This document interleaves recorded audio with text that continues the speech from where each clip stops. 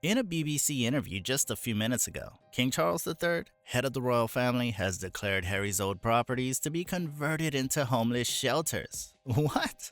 That was a big snapback at Harry. But what could be the motive for doing so? Why would the royal palace decide to give out their property to people that aren't of royal blood? It looks pretty off-putting. Was it simply to piss off Harry and Meghan, or is there more to this new endeavor? Tune in to find out.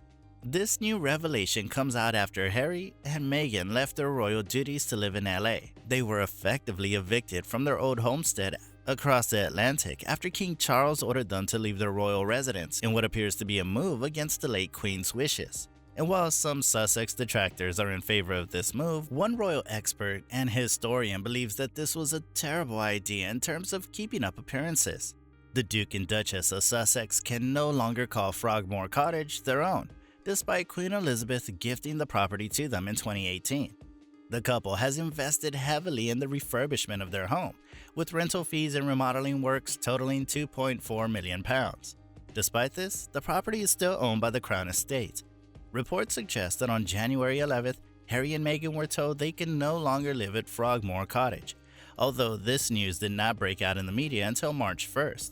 Although King Charles's decision was made in secret and out of the public eye, many online have speculated whether the publication of Harry's sweeping memoir, Spare, played a role in King Charles's motivations.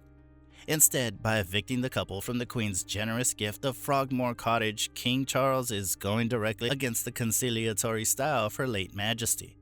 Worse, he has conflated the problem of the Sussexes with that of Prince Andrew by asking the latter to relinquish his larger home, the Royal Lodge, and move into Frogmore Cottage.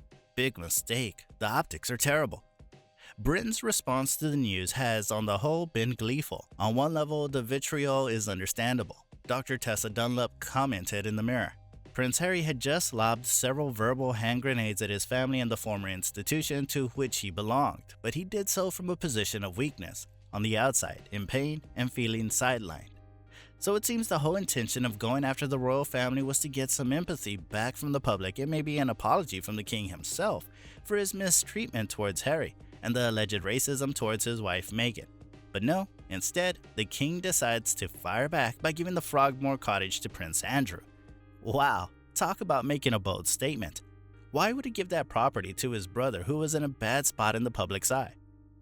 When news broke out that the prince was friends with convicted child trafficker Jeffrey Epstein, it was a quick death to Prince Andrew's reputation.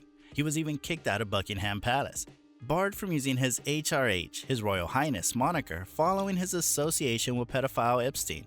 Also lost his patronages last year. He was told face-to-face by his own mother that he would no longer be known as His Royal Highness. So why would King Charles favor Prince Andrew over Prince Harry, his own son?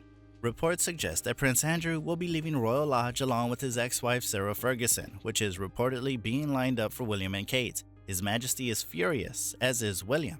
But the king is not a bad man. He has no wish to see his brother Andrew homeless or penniless.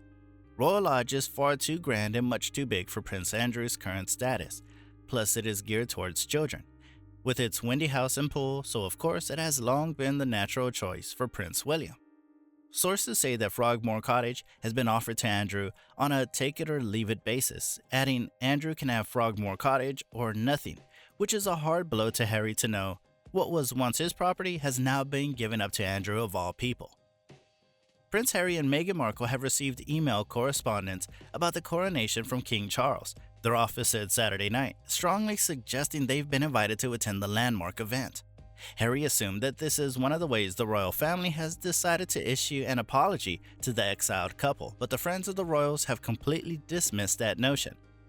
What do you guys think? Should Meghan and Harry accept the invitation, or should they just stay in LA?